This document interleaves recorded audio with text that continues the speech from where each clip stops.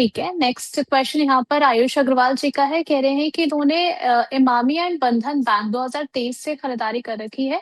Possible targets क्या लग रहे हैं sir short to mid term के लिए?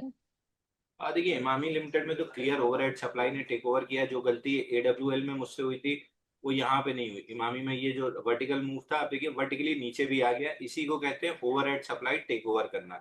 मंथली चार्ट पे खराब लग रहा है, और मंथली चार्ट पे अगर ये ब्रेकडाउन कंफर्म होता है तो आपका पहला टारगेट जो खुलेगा वो खुलेगा 352, और आइडियल जो टारगेट खुलेगा वो खुलेगा 323 का। तो स्टॉक खराब लग रहा है, एग्जिट करना हम्म। चाहिए। बंधन बैंक में बंधन बैंक में 191 डेज का कपनाडी पैटर्न ब्रेकआउट रीटेस्ट हो रहा है। अब अगर 180 हम्म। नहीं टूटा तो 240 तक निकल जाएगा।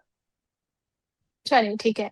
इन्वेस्टिंग मेनिया इनके आईडी का नाम है, और ये पूछ रहे हैं कि आईटीसी ये शेयर कब चलेगा? 522 से लगातार गिर रहा है, 30 रुपए का भी पुल बैक नहीं आया आज तक। ऐसे शेयर क्यों नहीं चलते? वोडाफोन आइडिया बिना किसी प्रॉफिट के चल रहा है, लेकिन आईटीसी विद 5,000 करोड़ प्रॉफिट जो है इसमें नहीं मिलता हुआ नजर आ रहा है। सर आईटीसी पर आपका व्यू क्या रहेगा? देखिए, चार्ट खोलने के बाद एक तो बिना चार्ट खोले ट्रेड नहीं करना चाहिए। दूसरा, चार्ट खोलने के बाद मुझे क्या लग रहा है, इसको एक मतलब जिसको कहते हैं फाड़ फूड़ के कचड़े के डिब्बे में डाल देना चाहिए। चार्ट क्या बता रहा है वो ट्रेड कीजिए। आप चार्ट को हम्म। नहीं बताएंगे। चार्ट 383 के ब्रेकडाउन के बाद क्लियरली बता रहा था कि मैं 280 रुपए जा रहा हूँ। तो आप पता हम्म। नहीं क्यों उम्मीद करके बैठे हैं कि ऊपर जाएगा, जब चार्ट क्लियरली बता रहा है कि मुझे 280 रुपए जाना है। अगर ऊपर जाना भी होता तो 283 का ब्रेकआउट फेल करता, 415 रुपए का स्टॉप लॉस काटता, उसके बाद 500 जाता। तो ऐसा कुछ नहीं किया। तो ब्रेकडाउन क्या हम्म। बता रहा था? 280 जाना है तो आ रहा है 280। तो प्रॉब्लम आपकी उम्मीदें हैं कि वो उम्मीद भी आप मुझे लगता है कि बेसिस पे लगा के रखे हैं। ऐसा कोई चार्टिकल एविडेंस नहीं है, ना रिजल्ट का एविडेंस है, ना सेक्टर की टेलविंड है, कुछ भी नहीं है। तो क्यों आपको लग रहा है? बस लग रहा है। तो मुझे लगता है कि आगे बढ़ के चार्ट देखना स्टार्ट कीजिए। चलिए ठीक है।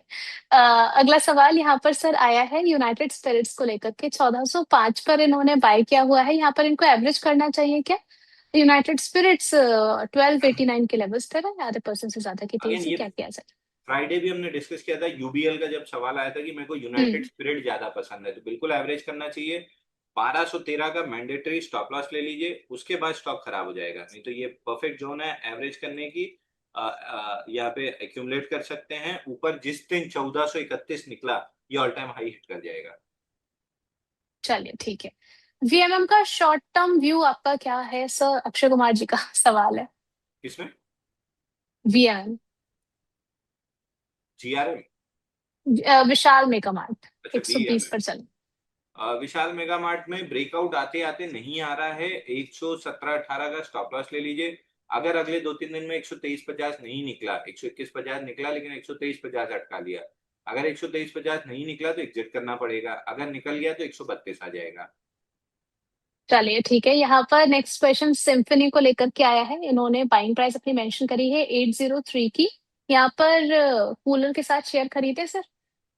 नहीं बिल्कुल, खरीदे? सिंफनी से आपको एकदम दूर रहना है। ऑन द डाउन साइड 550 और 440 दो टारगेट आपको देखने के लिए मिलेंगे। मंथली चार्ट पे ब्रेकडाउन आया है। हम्म। चलिए आगे बढ़े उससे पहले जो है अंशुल सर आपकी तरफ से कोई ट्रेड कॉल रहेगा? कोई स्टॉक लग रहा है जो रडार पे रख सकते हैं? नहीं, आज कहीं भी मेरे को बहुत अच्छा ब्रेकआउट नहीं दिख रहा है। तो हम्म। आज के सेशन में मैं थोड़ा सा शांत बैठना पसंद करूंगा। चलिए वेट एंड वॉच कीजिए अच्छे अपॉर्चुनिटी के लिए।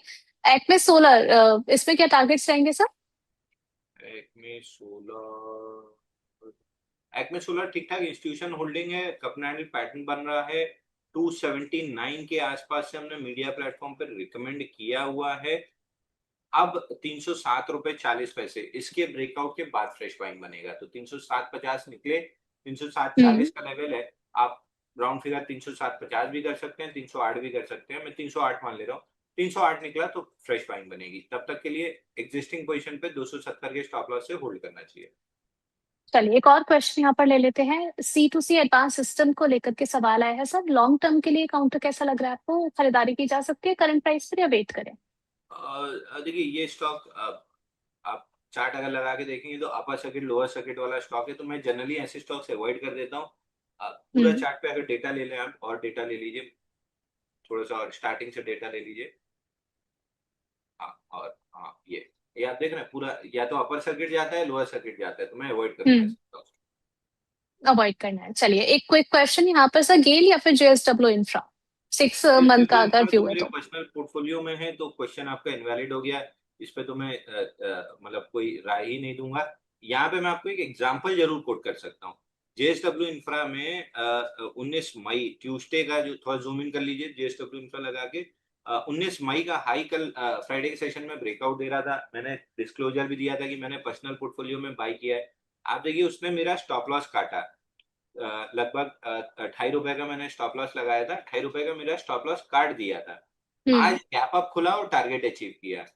तो मैं ना हाय तौबा मचा रहा हूँ, ना अपना माथा ठोक रहा हूँ, ना मैं पछता रहा हूँ कि अरे स्टॉप लॉस मॉडिफाई कर लिया होता तो ऐसा हो जाता। मैं हम्म। कोई अगर मगर की कहानी नहीं बना रहा हूँ। हम्म। स्टॉक लेने के बाद, शेयर मार्केट में आप आए हैं, स्टॉक लेने के बाद आप शेयर के भरोसे हैं।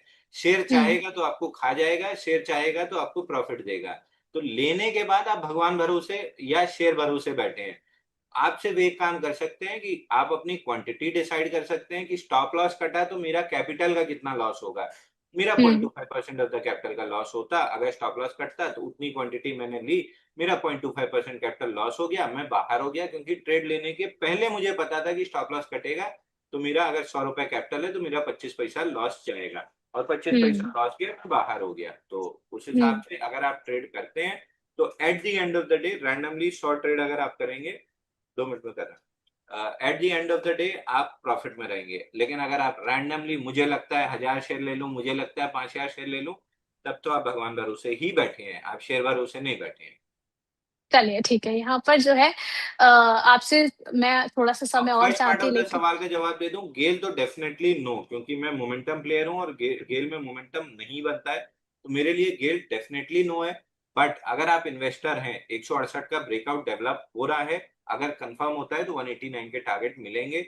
ये इन्वेस्टर्स के लिए है।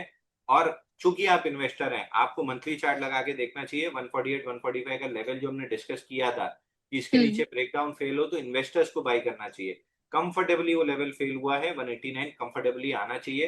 प्रॉब्लम ये है कि धीरे धीरे आता है और मुझे चीजें जल्दी पसंद है, तो मेरे लिए नहीं है। बट अगर आप इन्वेस्टर हैं, पेशेंस वाले, तो 189 आ रहा है। चलिए ठीक है, अभी मैं आपसे थोड़ा सा समय लेने के बारे में पूछती हूँ। उससे पहले आपने फोन पे कहा अभी कि 2 मिनट में अभी आप कॉल करेंगे, ये तो तो मतलब कॉल इग्नोर ही नहीं कर सकते, होम मिनिस्ट्री का फोन है। चलिए इम्पोर्टेंट ज्यादा है, वरना फिर दिक्कत हो जाती है। अब पोल क्वेश्चन जल्दी से ले लेते हैं। यहाँ पर लॉन्ग टर्म इन्वेस्टमेंट के लिए कौन सा बेहतर स्टॉक लग रहा है सर, एचडीएफसी, रिलायंस, सन फार्मा, टीसीएस? रिलायंस तो मेरे पर्सनल पोर्टफोलियो में, तो रिलायंस पे कोई सलाह नहीं रहेगी। टीसीएस में जरूर एक फॉलिंग चैनल के ब्रेकआउट के पास आके खड़ा है, ऑन द डेली चार्ट छोटे से चैनल के ब्रेकआउट के पास है। बट मैं IT 20 में ज्यादा इंटरेस्टेड हूँ, तो IT 20 में आप फोकस करेंगे तो ज्यादा अच्छा है। बाकी टीसीएस और रिलायंस तो आउट, इस लिस्ट से बाहर हो जाता है, क्योंकि रिलायंस मेरे पर्सनल पोर्टफोलियो में है। और टीसीएस ब्रेकआउट जरूर बन रहा है, अगर करना ही है। देखिए डॉक्टर पर्ची पे लिख के दिया है तो टीसीएस कर सकते हैं लॉन्ग। लेकिन 2377 के ब्रेकआउट, एग्जैक्ट लेवल बता देता हूँ, 2377 के ब्रेकआउट के बाद। बाकी IT 20 कर लेंगे तो ज्यादा अच्छा है। लेकिन बैंक निफ्टी और निफ्टी ज्यादा अच्छा चल रहा है, तो निफ्टी बैंक 20 पे फोकस कीजिए, वो ज्यादा अच्छा रहेगा। चलिए ठीक है, thank you so much Anshul sir हमारे साथ जुड़ने के लिए और हमारे कई सारे सवालों के जवाब देने के लिए। आपकी तरफ से सर डिस्क्लेमर। जितने भी स्टॉक या इंडेक्स हमने डिस्कस किए कोई भी मेरे पर्सनल पोर्टफोलियो में नहीं है। रिलायंस और जेएसडब्ल्यू इंफ्रा मेरे पर्सनल पोर्टफोलियो में है, इसलिए उस पर कोई भी सलाह नहीं दी है। बाकी कंपनी क्लाइंट दर्शकों के पास हो सकते हैं, बट मेरे पर्सनल पोर्टफोलियो में कोई भी नहीं है अपार्ट फ्रॉम रिलायंस और जेएसडब्ल्यू इंफ्रा। और किसी तरह का कोई कॉन्फ्लिक्ट ऑफ इंटरेस्ट नहीं है, जो सबको बताया है वही आपको भी बताया है। Thank you so much sir. धन्यवाद।